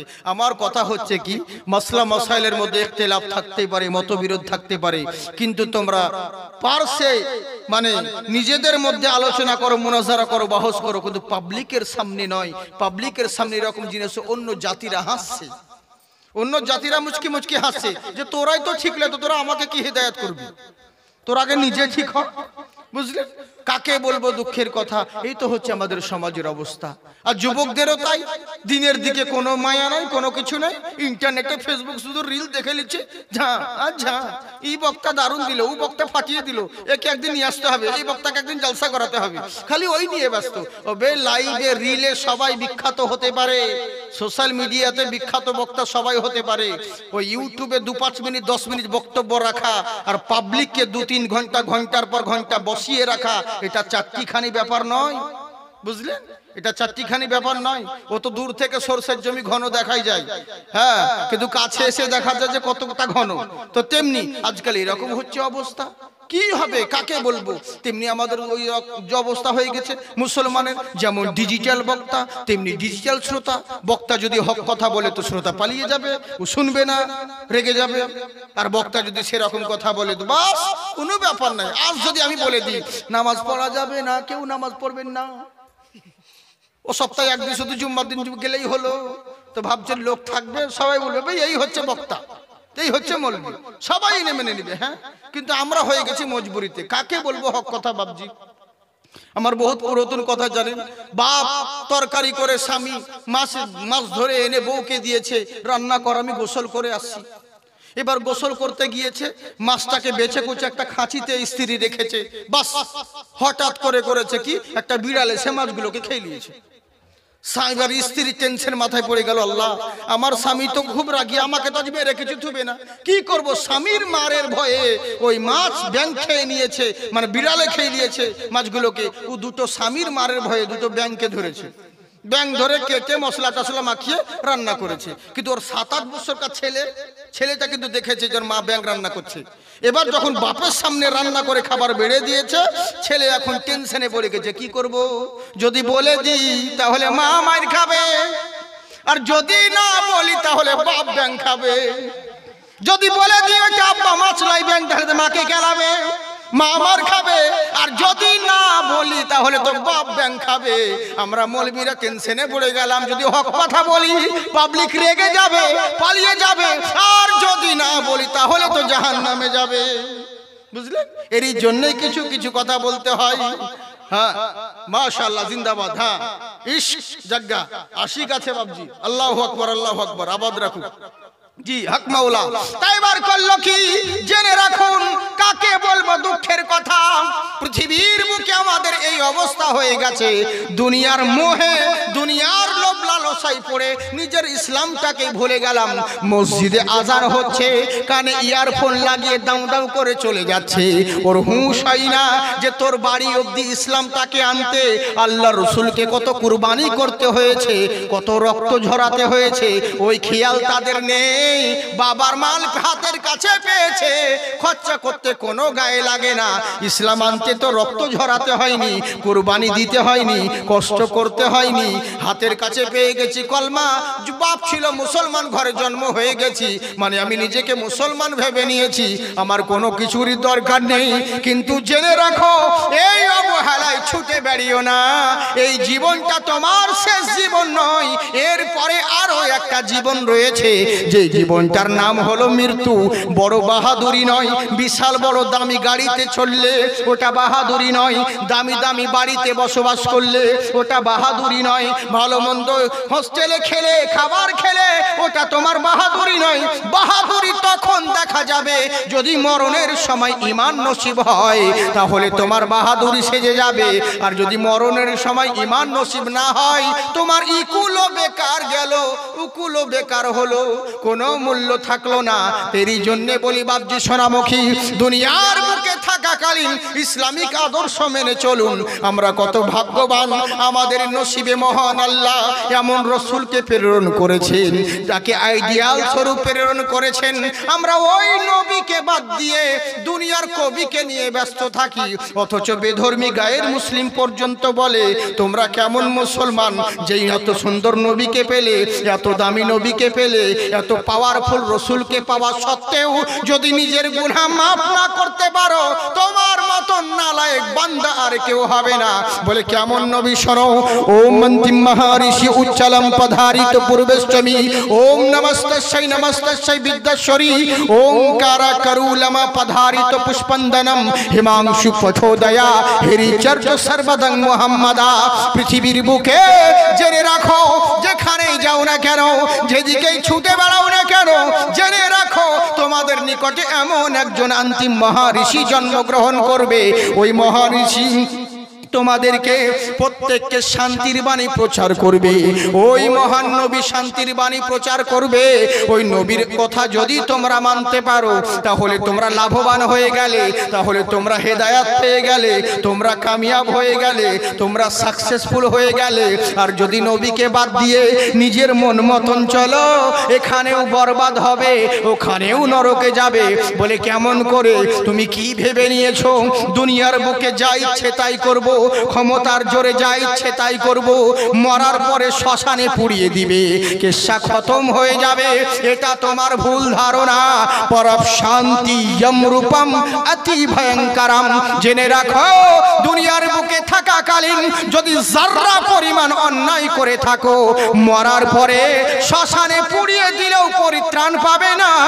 কেননা মহান স্রষ্টা তোমাকে সৃষ্টি করেছে, ওই স্রষ্টার দরবারে হাজির দিতে হবে। তোমার জন্য পরব শাস্তি যমরূপম অতি ভয়ঙ্করম, তোমার জন্য ভয়ঙ্কর শাস্তির ব্যবস্থা হবে। তাই জেনে রেখো নিজের ক্ষমতার জোরে ওটাকে দুর্ব্যবহার করিও না। এটা আমার কোরআনেও বলা হয়েছে, কাইফা তাকফুরুনা বিল্লাহি ওয়া কুনতুম আমওয়াতান ফাআহইয়াকুম সুম্মা ইউমিতুকুম সুম্মা ইউহীকুম সুম্মা ইলাইহি তুরজাউন। ও আমার বান্দারা, কি করে অস্বীকার করো রে? কি এমন মায়ায় পড়ে গেলে আল্লাহ থেকে দুনিয়ার মোল্লা তোমার পছন্দ হলো? কি এমন মায়ায় পড়ে গেলে, কি এমন ধোকায় পড়ে গেলে যে আল্লাহ তোমাকে সৃষ্টি করলো ওয়া কুনতুম আমওয়াতান, তোমার কোনো অস্তিত্ব ছিল না। যেই বাবার অরুষে তুমি জন্ম নিয়েছো ওই বাবাও তোমাকে চিনতো না। যেই মায়ের গর্ভে জন্ম নিয়েছো ওই মাও তোমাকে জানতো না। তোমার কোনো পরিচয় ছিল না। আজকে বিশাল বড় বক্তা হয়ে গেছো, আজকে বিশাল বড় ডাক্তার হয়ে গেছো, আজকে বিশাল বড় পণ্ডিত হয়ে গেছো, আজকে বিশাল বড় ডিরেক্টর হয়ে গেছো। কিন্তু জেনে রাখো তোমার ব্যাকগ্রাউন্ডে ফ্ল্যাশব্যাকে যাও, যত বড়ই বক্তা হও আর যত বড়ই ব্যারিস্টার হও না কেন, তোমার শুরুয়াত তো নাপাক পানি দিয়ে তৈরি হয়েছো, তোমার শেষ হবে পচা মাটি দিয়ে। তোমার অহংকার করার কোনো উপায় নেই, তোমার অহংকার সাজে না। তুমি একদিন মৃত ছিলে, তোমার কোনো পরিচয় ছিল না। আমি আল্লাহ ফাহিয়াকুম, আমি তোমাকে জীবিত করেছি। আর এই দুনিয়াতে আসার পরে তুমি তোমার আল্লাহকেই ভুলে গেলে। কি এমন জিনিস তোমার ভালো লেগে গেল যে আল্লাহ থেকে দূরে সরে গেলে? কিন্তু বান্দা জেনে রাখো আমি ছাড় দিয়েছি, ছেড়ে কাউকে দিই নাই। ফাহিয়াকুম, আমি তোমাকে জীবিত করেছি বলে দুনিয়ার মায়ায় পড়ে যা ইচ্ছে তাই করে বেড়াচ্ছ। কিন্তু জেনে রাখো এই জীবনটা শেষ জীবন নয়। কেননা এরপরে আরো একটা জীবন রয়েছে। সুম্মা ইউমিতুকুম, তোমাকে মৃত্যুবরণ করতে হবে। আর মরে গিয়ে ভাবছো কবর দিয়ে দিবে, জানাজা পড়ে মাটি দিয়ে দিবে, কেশা খতম হয়ে যাবে। তোমার ভুল ধারণা। সুম্মা ইউহীকুম, মরে গেলেও মাটিতে পড়ে গেলেও পচে গেলেও তোমার কোনো পরিত্রাণ নেই। আমি আল্লাহ আবার জীবিত করব। আর জীবিত করে ভাবছো যেখানকার খুশি সেখানে ছেড়ে দিব, কখনো না। সুম্মা ইলাইহি তুরজাউন, তোমাকে চূড়ান্ত সিদ্ধান্তের জন্য খোদার কাজ করাই তোমাকে হাজির একদিন হতে হবে। তাই দুনিয়ার মায়ায় পড়ে জেনে রাখো আল্লাহকে ভুলিও না। মহান আল্লাহকে পাওয়ার জন্য একজন রসুল তোমাদের নিকটে পাঠিয়েছে, ওই নবীকে আদর্শবান মেনে করো। লাকাদ কানা লাকুম ফি রাসূলিল্লাহি উসওয়াতুন হাসানা। আল্লাহর রসুলের জিন্দেগিকে তোমার জিন্দেগির সঙ্গে যদি মিলাতে পারো, তোমরাই কামিয়াবি হবে, তোমরাই লাভবান হবে। তাই আমার গুরু নানক বলে, শোনো, পৃথিবীর বুকে তোমরা দুনিয়ার মোহে পড়ে ওই মহান ঋষির কথা বাদ দিয়ে যদি নিজের মন মতন চলো, সব জায়গায় বরবাদ হবে। কেননা তখন অনেকেই বলে মুসলমানের নবীকে কেন আমরা মানতে যাব? হযরত মুহাম্মদ সাল্লাল্লাহু আলাইহি ওয়াসাল্লাম উনি তো মুসলমানদের নবী, ও তো টুপিওয়ালার নবী, ও তো কলমা পড়নেওয়ালার নবী। এটা তোমার ভুল ধারণা। বলে কেমন করে? আমার আল্লাহ হলেন রব্বুল আলামিন। তামাম যত সৃষ্টি রয়েছে সকল সৃষ্টির জন্য রব হলেন আমার আল্লাহ। আর যত সৃষ্টি রয়েছে সকলের জন্য রহমত হলেন আমার রাসূলুল্লাহ। সুবহানাল্লাহ, সুবহানাল্লাহ। কারণ আমার আল্লাহ হলেন রব্বুল আলামিন, আমার নবী হলেন রাহমাতাল লিল আলামিন। আল্লাহর খোদাই যত দূর রয়েছে নবীর মুস্তাফাই তত দূর রয়েছে। জাকির হোসেনের যেই নবী, জয়দেবেরও সেই নবী, শঙ্করের যেই নবী, আব্দুল জব্বারেরও সেই নবী, আব্দুল খালেকের যেই নবী, বিষ্ণু দাসেরও সেই নবী। তাই তোমার ভুল ধারণা, বিশ্ব নবী মুস্তাফা পুরো মুসলমানদের জন্য নয়, সকল সৃষ্টির জন্য দয়ার অবতার হয়ে এসেছেন। বলে কেমন দয়া? তোমরা যে মনে মনে সব সময় বলো কৃপাময়ী মহালক্ষ্মী দয়ামতী পূর্বেস্তে, পৃথিবীর বুকে মনে করো মহান স্রষ্টার করুণা ছাড়া কেউ স্বর্গ পেতে পারে না। আমরাও তো সবাই বলি আল্লাহর দয়া ছাড়া কেউ জান্নাতে যেতে পারবে না। ও যত বড় বক্তা হোক না কেন, যত বড় ইবাদত গুজার হোক না কেন, আল্লাহর দয়া ছাড়া কেউ জান্নাতে যেতে পারবে না। ও তো ফারাজিরাও বলে, ও তো হানাফিরাও বলে, ও তো দেওবন্দিও বলে, ভূতবন্দিও বলে, যত বান্দি রয়েছে সবাই বলে আল্লাহর দয়া ছাড়া কেউ জান্নাতে যেতে পারবে না। আরে গাধা, তোর কি ব্রেনে আসে না? দয়া হলো বাংলা ভাষা, এর আরবি হলো রহমত। আল্লাহর রহমত ছাড়া কেউ জান্নাতে যেতে পারবে না। তার মানে বুঝতে পারলি না, রহমত কোনো মূল্য নয়। আমার রাসূলুল্লাহ উনি হলেন রাহমাতাল লিল আলামিন। এক কথার 100 কথা সমান। এতে একটাই কথা বোঝা গেল, আল্লাহর রাসূল ছাড়া কেউ স্বর্গ এবং জান্নাত কখনোই যেতে পারে না। সুবহানাল্লাহ, সুবহানাল্লাহ। আল্লাহর নবী ছাড়া কেউ জান্নাতে যেতে পারে না। তাই জেনে রাখো, ওই মহান নবীকে মানো। উনি এমন নবী গো, উনার মতন চরিত্র বানার কেউ হবে না, উনার মতন আদর্শ বানার কেউ হবে না। পৃথিবীর বুকে যত ধর্ম রয়েছে, ভগবান শ্রীরামচন্দ্র বলুন, শ্রী লক্ষ্মণ বলুন, শ্রীকৃষ্ণ বলুন, যত ধর্মের মহান অবতাররা রয়েছেন, ইনারা প্রত্যেকেই মহামানব, ইনারা প্রত্যেকেই মহান দেবতা, প্রত্যেকেই মহামানব। মানুষকে শিক্ষা দিয়েছে, ও জগৎবাসী শোনো, তোমরা মানুষ মানুষকে ভালোবাসো, মানুষের মধ্যে বিভেদ সৃষ্টি করো না। কে হিন্দু কে মুসলমান দেখিও না। মানুষ যদি হয়ে তোমরা মানুষকে ভালোবাসো, এর বদৌলতে মহান স্রষ্টা তোমাকে ভালোবাসবে। কিন্তু ওই দেবতার কথা না মেনে যদি নিজের মন মতন চলি, এখানেও বরবাদ হব, ওখানেও বরবাদ হব। তাই জেনে রাখো, ও আমার বান্দারা, দুনিয়ার মোহে পড়ে সময়কে নষ্ট করে দিও না। আল্লাহর দেওয়া সময়কে কাজে লাগাও, তাহলে তোমরা লাভবান হবে। আর আল্লাহর উপর যদি ভরসা থাকে, তাহলে সব দিক দিয়ে তোমরা জয়লাভ হবে। আর আল্লাহর উপরে যদি তোমাদের ঈমান কমজোরি হয়ে যায়, তাহলে সবই বরবাদ হবে। জেনে রাখো, দুনিয়ার ধন দৌলত টাকা পয়সা আজকে আছে কালকে নাও থাকতে পারে, এটা হাতের ময়লা। কিন্তু ঈমান যদি চলে যায়, আজকের ধন দৌলত গেলে পরিশ্রম করলে আবার ফেরত আসবে, কিন্তু ঈমান চলে গেলে কখনোই আর পাবে না। তাই ঈমানকে মজবুত রেখো, দুনিয়ার মোহে তোমরা পড়িও না। কিন্তু আল্লাহর বান্দা, দুনিয়ার মোহে টাকার লোভ দেখালো কাজ করতে হবে না, তোমাকে কাজ কাটতে হবে না। প্রত্যেকদিন তোমার বাড়িতে আমি 4টে করে সোনার আশরাফি দিয়ে দিব। আগে তো রাত্রে ইবাদত করতে, আজ থেকে দিনেও ইবাদত করবে। এই যেমন কথা বললো, কুড়াল ঘাড়ে করে নিয়ে বাড়ি চলে গেল। এখান থেকে বলছিলাম, আগে বলবো তো অসুবিধা হয় না আপনাদের? আচ্ছা, কারা কারা শুনবেন না হাত উঠান। বাহ, ওই একাধিটা উঠায়, ওটা জোশে পড়ে হুঁশ হয়ে যায়, হয় ওরকম ভুলে ভুলে হয়ে যায়। সুবহানাল্লাহ বলতে গিয়ে তুফানাল্লাহ বেরিয়ে যায়, এরকম গোলমাল হয়তো, বুঝলেন তো? তবে অসুবিধে নেই, আল্লাহ আপনারা ভালো মানুষ, তার জন্য না, আমরা এমনিতে মোহাব্বতের মানুষ, বুঝলেন? আমরা তো আশরাফুল মখলুকাত, তাই তো বাবজি, আমরা হলাম সর্বশ্রেষ্ঠ মানুষ, শুধু জুতো চুরি করি তাই, বাকি আমরা তো ভালো মানুষ, আমাদের মতন আর কি আছে গো? হ্যাঁ, তো যাকে সোনামুখী আমার, তো কথা যেটা বলছিলাম মন দিয়ে শুনুন। আল্লাহর বান্দাই করলো কি, টাকার মোহে পড়ে চলে গেল। কিন্তু শয়তানের ওয়াদা কি সত্য হয়? শয়তানের ওয়াদা সত্য হয়? একদিন পয়সা পেল, দ্বিতীয় দিন আর পেল না, তারপরের দিন হয়ে গেল, শয়তান পয়সা দেয় না। অথচ আল্লাহ বলেন ইন্নাকা লা তুখলিফুল মিয়াদ, আমার ওয়াদা কখনো ভঙ্গ হয় না। কিন্তু আল্লাহর ওয়াদার পিছনে ছুটে বেড়াই না মানুষ, মোল্লার ওয়াদার পিছনে ছুটে বেড়াই। বলে না, আজ যদি কোনো নেতা বলে আমি তোমাকে এই দিয়ে দিব, ওর পিছন দৌড়ে বেড়াবে। কিন্তু আল্লাহ যে বলেছে বান্দারে, ওরে একটা ভোট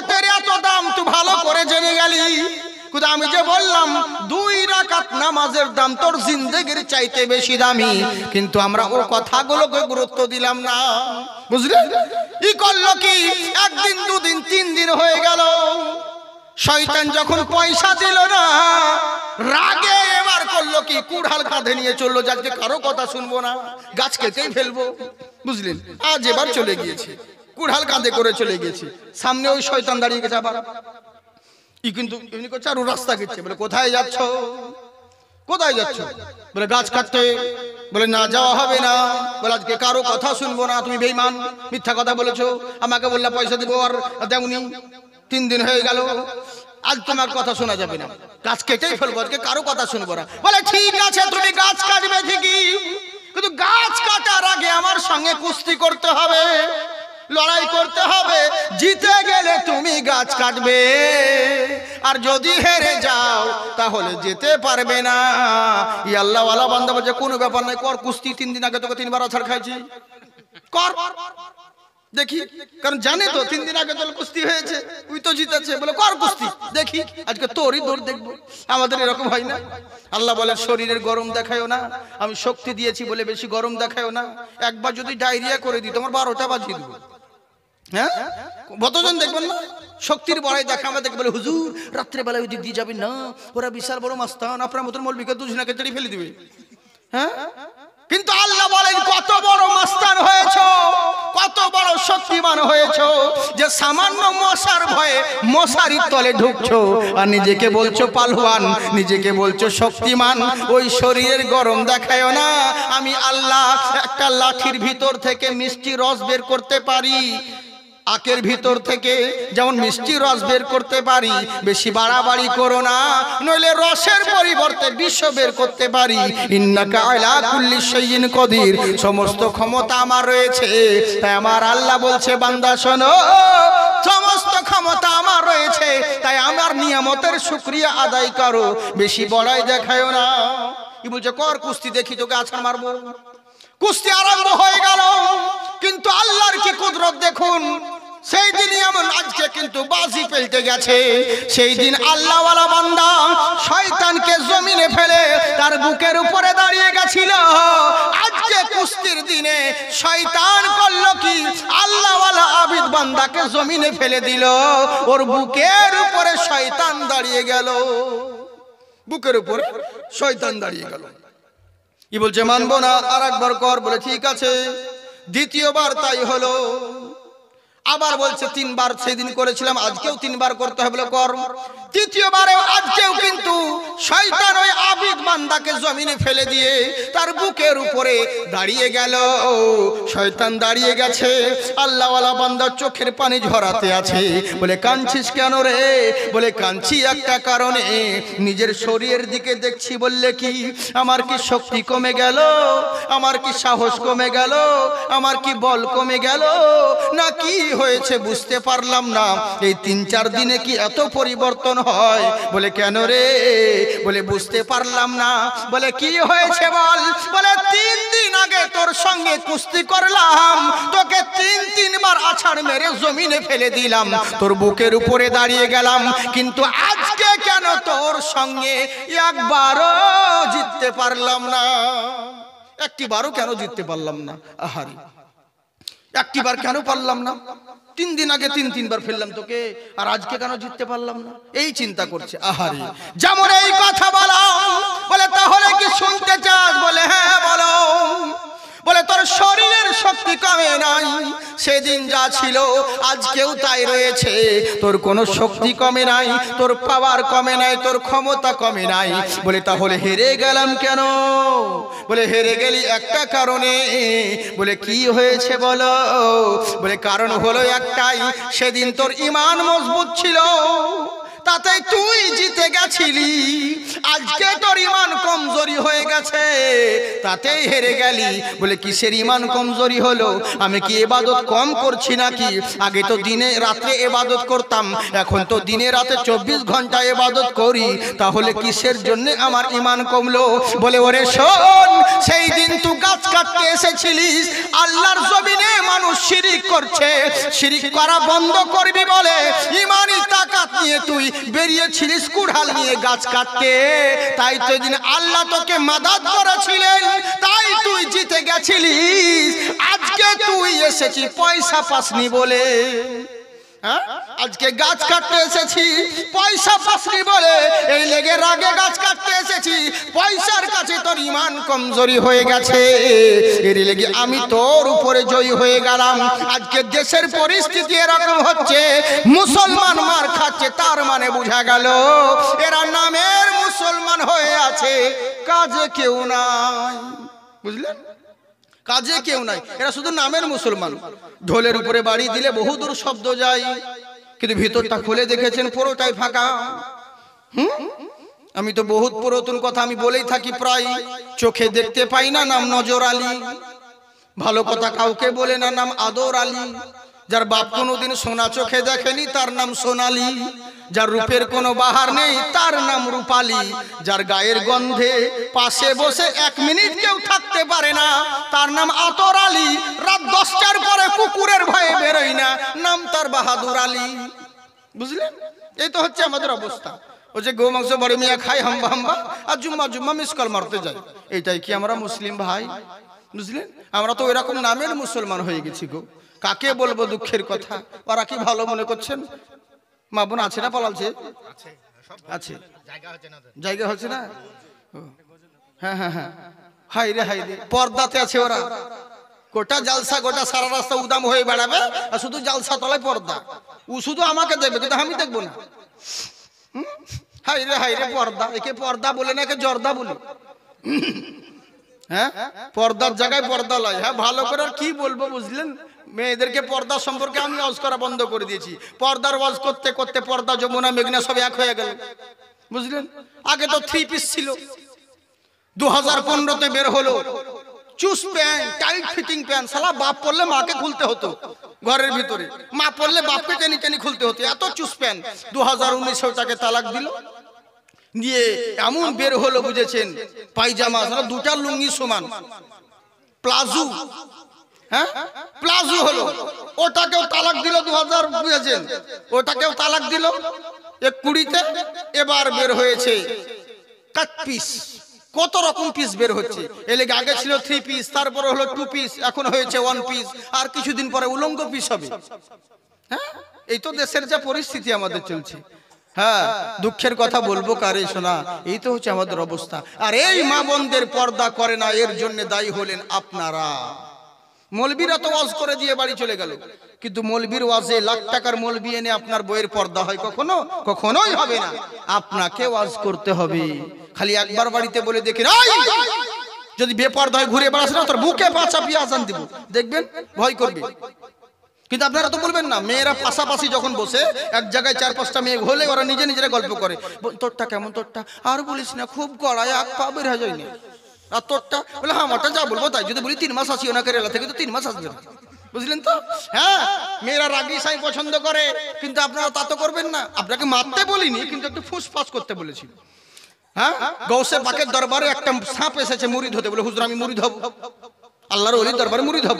তো বলছে তুই মুরিদ হতে পারবি না। বলে কেন? বলে আমার মুরিদ হতে গেলে ওজিফা পালন করতে হবে, কাউকে দংশন করতে পারবি না, কামড়াতে পারবি না। বলে ঠিক আছে, করবো না, আমি গ্রামে থাকবোই না, ওই জঙ্গলে চলে যাবো। বুঝেছেন? বলে ঠিক আছে, মুরিদ হ। শর্ত দিলেন, কাউকে দংশন করতে পারবি না, কামড়াতে পারবি না। মুরিদ হয়ে চলে যায়, বেশ জঙ্গলে দিন কাটায়। কিন্তু ওখানেও শান্তি নাই। একজনের লোকড়ি কাটতে গেছে, জ্বালানি কাটতে গিয়ে এবার কাঠ ফাট সব জ্বালানি হয়েছে। এবার বাঁধবো কিসে? সন্ধ্যা হয়ে গেল, দড়ি আর খুঁজে পাই না। এবার খুঁজতে খুঁজতে দৌড়তে দেখে পায়ে ঠকা লেগেছে। ও সাপ, ওটাকে বুঝেছে, অতটা ধ্যান দেয়নি, দড়ি ভেবে নিয়ে এসে একদম লোকড়িকে জ্বালানি গুলোকে বেঁধে নিয়ে একদম কাঁধে করে তুলে বাড়ি, একদম বাড়ি নিয়ে এসে বুঝেছেন, ওখানে জ্বালানিটাকে ফেলে দিয়ে দড়িটাকে খুলে দিয়ে 5-6টা মেরে ফেলে দিলে। ই সাপ কিন্তু গদ্দুন তেড়াতে তেড়াতে পীর সাহেবের দরবারে। বলে কি হয়েছে তোর অবস্থা? বলে হুজুর আপনার ওজিফা বানতে গিয়ে এই হাল হলো। বলে কেন? বলে আপনার মুরিদ হয়ে এই ভুল হইলো আমার। বলছে কি হয়েছে? বলে জানেন এরকম জায়গায় আমি তো লোকালয়ে ছিলাম না, জঙ্গলে চলে গেছিলাম, ওখানে শান্তিতে তসবিহ তাহলিল করছিলাম, কিন্তু ওখানেও শান্তি নাই। একজন আমাকে দড়ি মনে করে দেন এরকম আমাকে বেঁধে নিয়েছে, পাক সাথে মারে ফেলেছে। বলে তাই নাকি? বলে হ্যাঁ। বলে তুই কিছু বলিস নি কেন?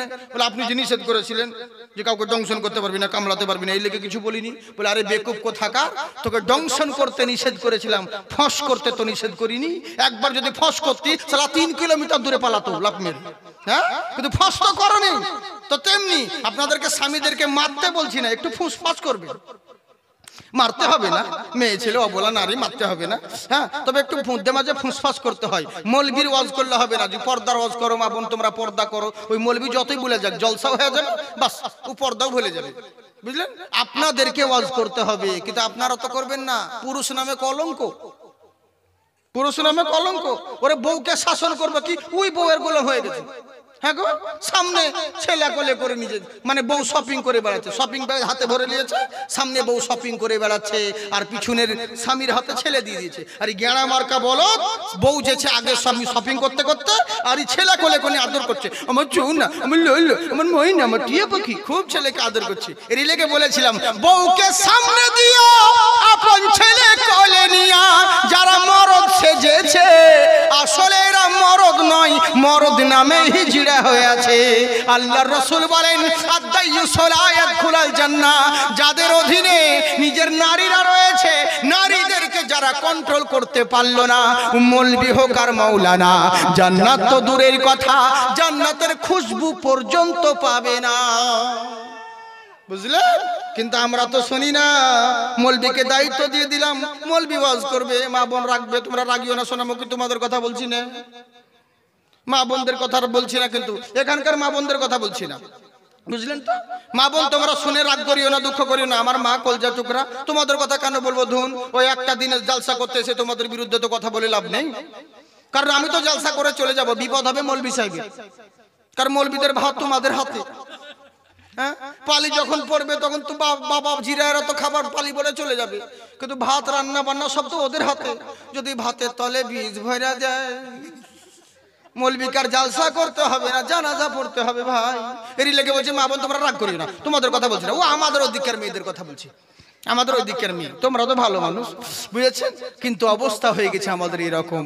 আপনাদেরকে বাড়িতে ওয়াজ করতে হবে, আপনারা এগুলো তো করবেন না। যে কোনো জিনিস হলে পরে শেয়ার করছেন, কই ইসলামিক কথাগুলো ভালো মন্দ নিজের পরিবারকে শেয়ার করেন না? নামাজি যারা রয়েছেন তাদেরকে বলবো, মসজিদে আজান দিল 4:30টায়, আপনি 3টেতে গিয়ে বসে আসলেন মসজিদে, ওটা বাহাদুরি নয়। আপনি 4:30তেই যান, কিন্তু যাওয়ার সময় বাড়িতে ছেলে হোক পোতা হোক আঙুল ধরে মসজিদে যান। আপনি আগে থেকে মসজিদে তাসবিহ করে যতটা নেকি না পাবেন, আপনি যে একটা ছেলেকে সঙ্গে করে মসজিদে নিয়ে যাচ্ছেন, তার চাইতে মহান আল্লাহ আপনার দ্বিগুণ নেকি দান করবেন। কিন্তু আমরা তো এগুলো করি না, বুঝলেন? আমরা এসব করি না। আল্লাহ রসুলের সামনে দিয়ে একটা জানাজা চলে যাচ্ছে, ইহুদিদের জানাজা, আমার নবী কান্না করছেন। সাহাবী জিজ্ঞাসা করছে, হুজুর আপনি কান্না করছেন কেন? বলে কান্না করছি একটা কারণে, যে আমি থাকাকালীন আমার চোখের সামনে একজন বান্দা জাহান্নামী হয়ে গেল, ঈমান নসিব হলো না, আমি তাকে কলমা পড়াতে পারলাম না। এই হচ্ছে ব্যাপার। মানুষকে আহ্বান করেন দিনের পথে, কিন্তু কাকে আহ্বান করব? নিজেরাই তো দিনের মধ্যে নাই, নিজেরাই তো দিন কাকে বুঝে তাই বুঝে না, বুঝেছেন তো? যেটাকে বলছে বুখারী হাদিস থেকে বলেন তো হুজুর, সহিহ হাদিস থেকে। বলে সহিহ হাদিস তুমি বুঝো কাকে বলে? বলে যেগুলানে সহিহ আছে সেগুলা সহিহ হাদিস, যেগুলানে আল্লাহ রসুলের সহিহ আছে সেগুলাই সহিহ হাদিস। এই তো হচ্ছে আমাদের মানুষের বুঝ, বুঝলেন? বয়স হয়ে গেল এখনো কিছু বুঝলো না, বুড়িয়ে গেল, নামাজ পড়ে প্রত্যেকদিন, এখনো তাকবীর দেওয়াই শিখলো না। হ্যাঁ, অনেক মুসল্লি আছে, ওরে ওয়াজের চাইতে একটা নামাজের মশলা যদি শিখেন, আল্লাহ তার চাইতে দ্বিগুণ বেশি দান করবেন। 50,000 বছর জালসার থেকে একটা নামাজের মশলা শিখলে পর আল্লাহ ততটা নেকি দান করবেন, বুঝলেন? নফল ইবাদতের চাইতে। আমরা অনেক মানুষ আছি নামাজ পড়ি, কিন্তু নামাজের কোনো নিয়ম জানি না। তাকবীর দিতে বলে বলছে হাইয়া আলাস সালাতে, হাইয়া আলাস সালাতে, হাইয়া আলাল ফালাতে, হাইয়া আলাল ফালাতে, কদ কামাতে সালাতে, কদ কামাতে সালাতে, মানে সবই সালাতে সালাতে করে চালিয়ে দিল, বুঝলেন? হাইরে তাকবীর, বাপ রে, তাকবীর শেষই হয় না তো। তারপরে যদি হলো বাস, এবার নামাজ পড়াচ্ছে, আল্লাহু আকবার, তো ওদিকে দেখছে। তো মৌলভী সাহেব যাই হোক, আসরের টাইমে নামাজ পড়তে গিয়ে, আসরের নামাজের নিয়ম কি বলেন তো? কেরাত আস্তে পড়তে হবে, নীরবে, বাতিনি, জাহিরে নয়।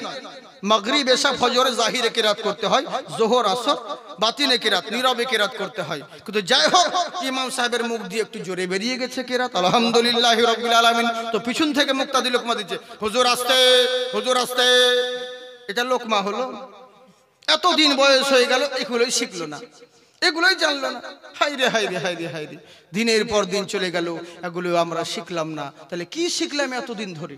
বলে ওই তো হুজুর চলে গেল, এতদিন চলে গেল, আজকে দেখি সেই জুয়ান অবস্থা থেকে নামাজ পড়ছি, এত বছর 72 বছর বয়স হয়ে গেল আমার, মানে ওইভাবে চলে যাচ্ছে, তো কোনো ব্যাপার না। হ্যাঁ, হাইরে হাইরে হাইরে, ওযু করার নিয়মও অনেক মানুষ জানি না, অনেক ওযু করার নিয়ম জানি না, খালি বাস হাত ধুলাম, পা ধুলাম, ধুলাম নাকের গোড়া, আস্তে আস্তে চলে গেলাম যাই নামাজের গোড়া।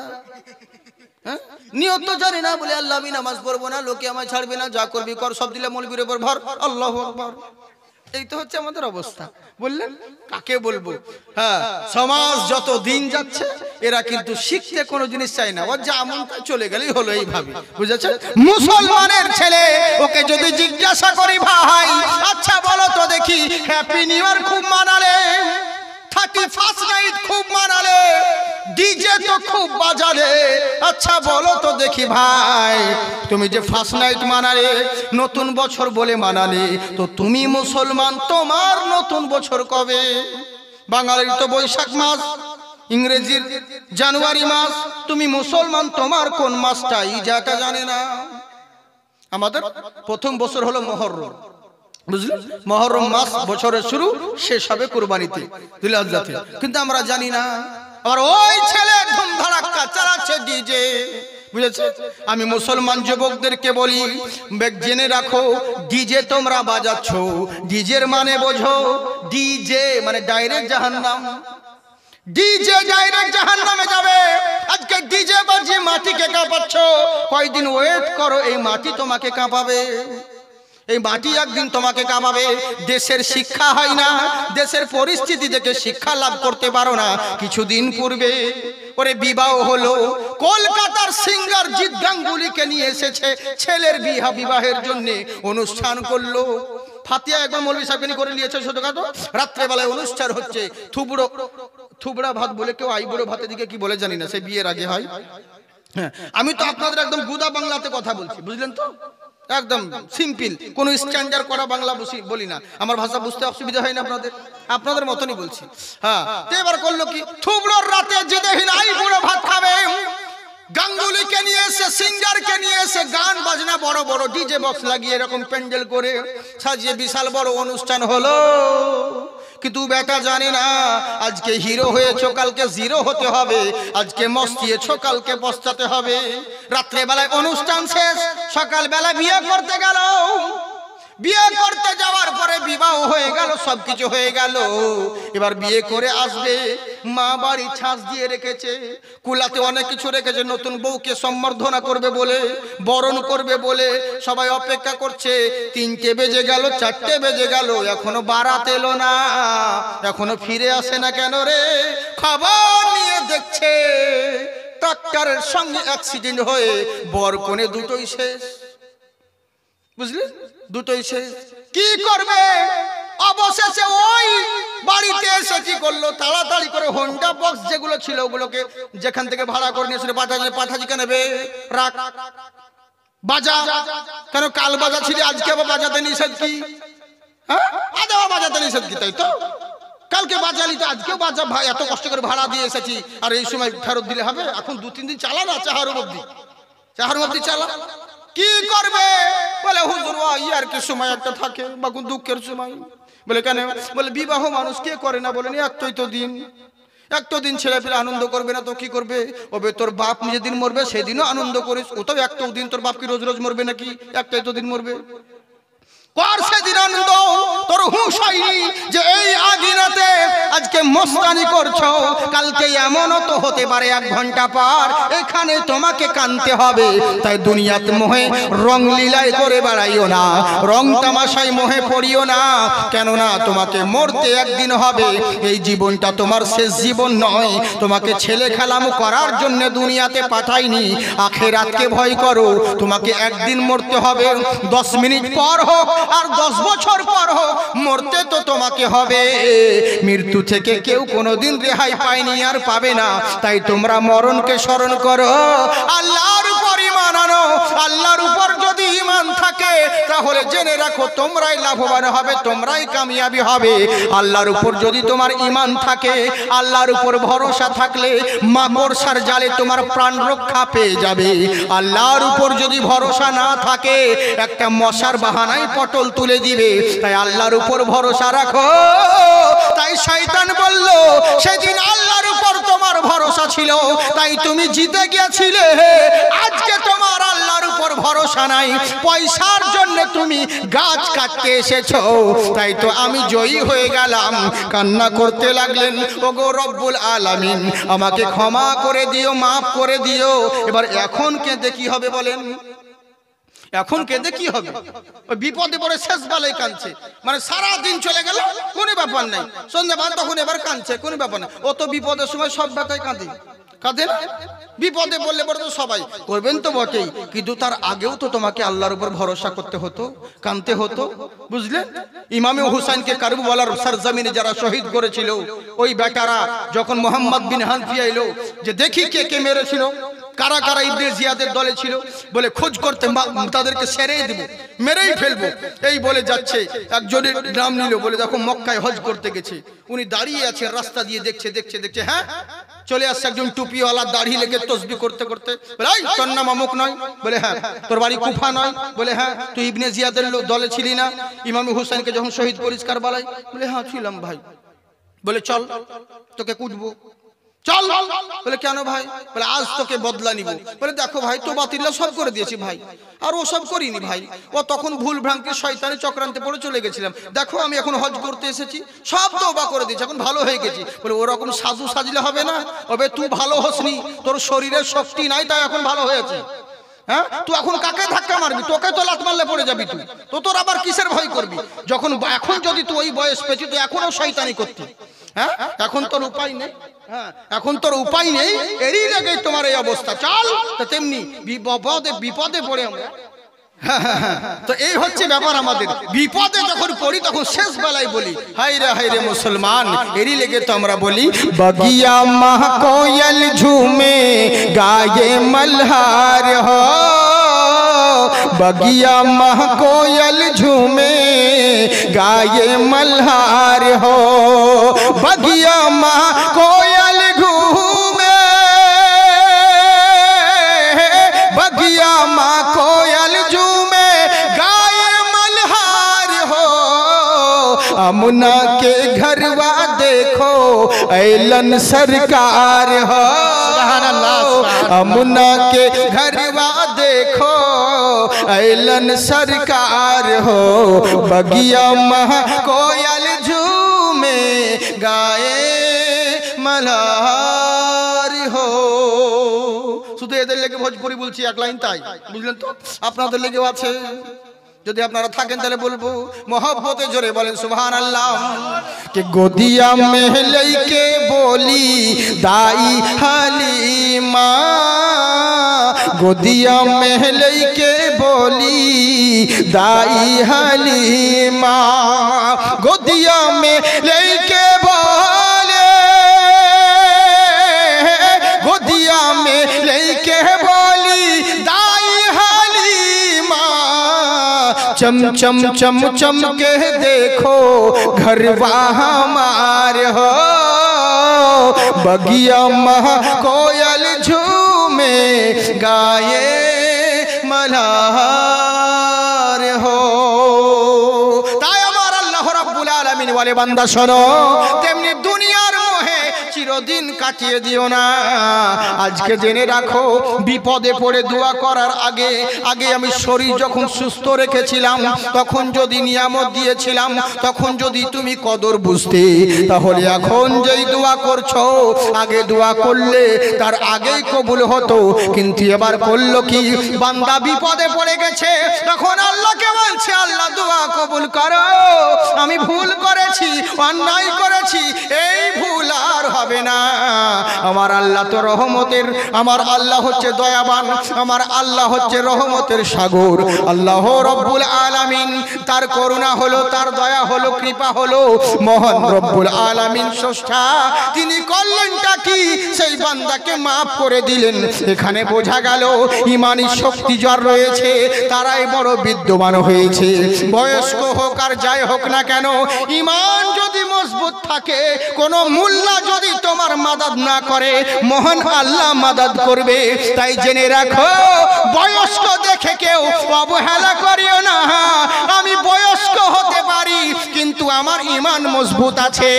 গভর্নর হাউসে সকল লোকের সামনে যখন কথা বলতে থাকে, ওগো তোমরা শোনো, আজকের পর থেকে তোমরা কেউ রেশার নামাজ পড়ার পরে বাড়ির বাইরে বের হবে না।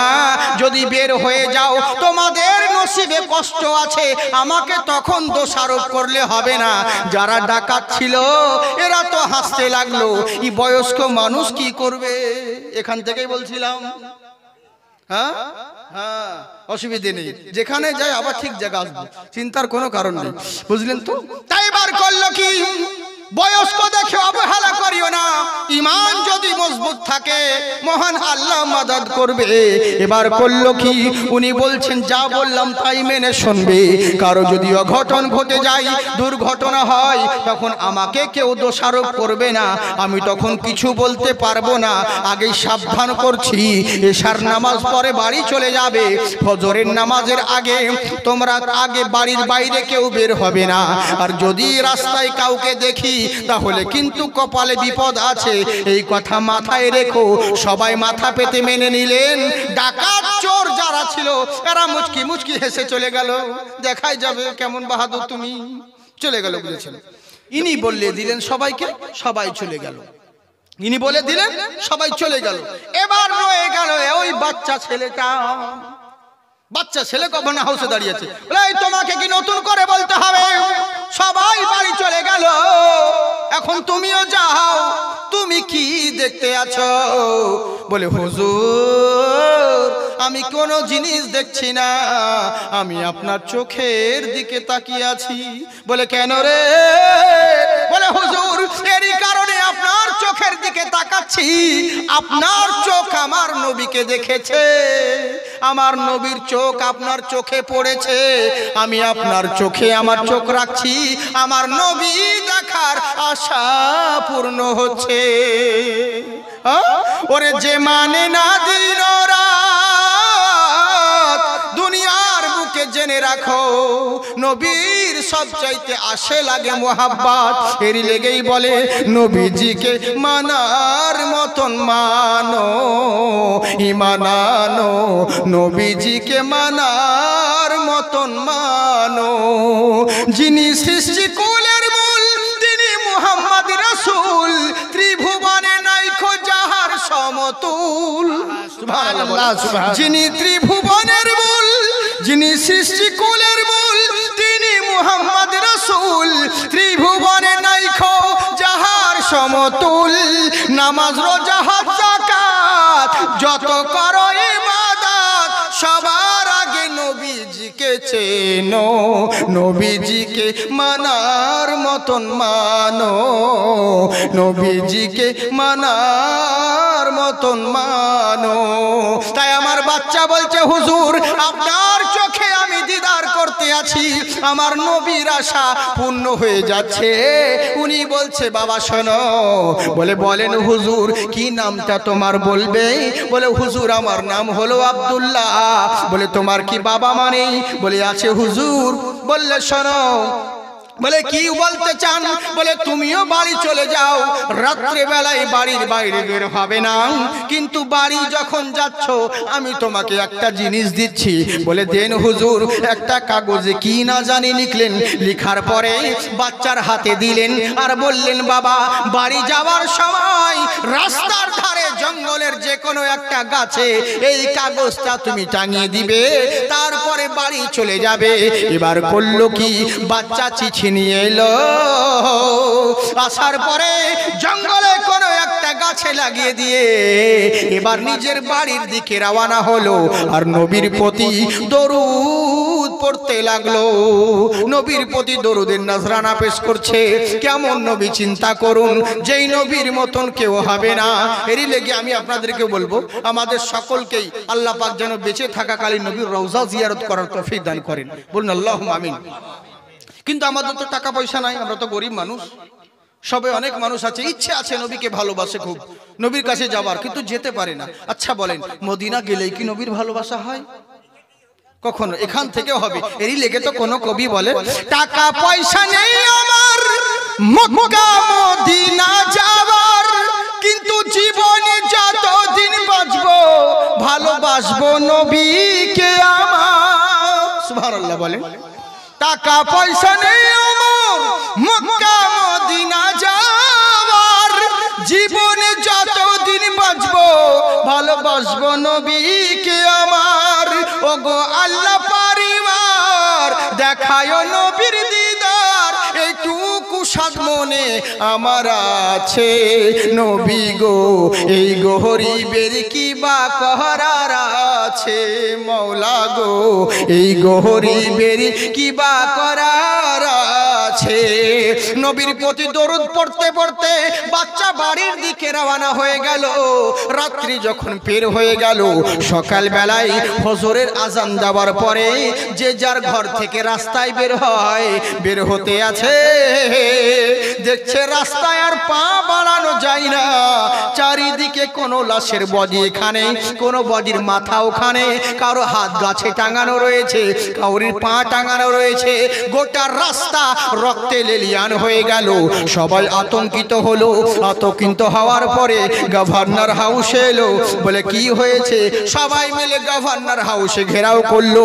বলে ওগো আমিরুল মুমিনিন, ওগো আমাদের নেতা, আপনি কি এখনো শুয়ে আছেন? এখনো কি ঘুমিয়ে আছেন? তাড়াতাড়ি বাইরে বের হন। উনি বেরিয়ে এসে বললেন কি হয়েছে তোমাদের, এত চিৎকার করছো কেন? বলে হুজুর আর বলবেন না, আমাদের দেশে অঘটন ঘটে গেছে। বলে বিপদ চলে এসেছে। কি অঘটন ঘটে গেল? কি না জানি বিপদ হয়ে গেল। বলে হুজুর আর বলবেন না, আমাদের দেশে কে না জানি হামলা করে দিয়েছে, কে না জানি বিস্ফোরণ ঘটিয়ে দিয়েছে। বলে কি হয়েছে খুলে বলো।